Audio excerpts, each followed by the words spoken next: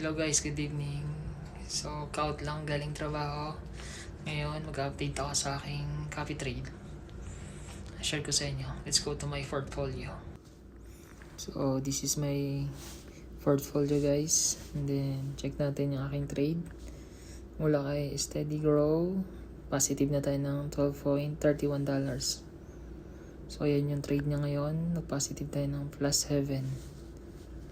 Kahapon may trade pa yan. Yung kahapon yesterday. So, next, Golden Bacon. Positive tayo ng $8. 2% na out of 300. So, yung trade ngayon, yan. Plus, positive tayo ng 5.2. Yan yung trade. Next, Profit Lens. Dito nabawi yung trade natin kahapon eh.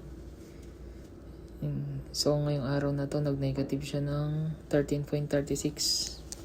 Pero overall, panalo pa rin tayo sa kanya ng 66.91. Malaki bigayan nito eh.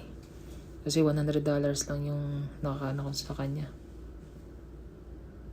Then, CityPie. Yan. Kahapon may $8.16 tayo. Ngayong araw na to, wala siyang trade. Yan. Overall, panalo tayo sa kanya ng 42.43. 8% na tayo ngayong buwan na to sa kanya. Yan ay nating balance today guys. Balance, puhunan, and then yung ating profit na $145.47. So, yun lang muna for today's video guys. Bye!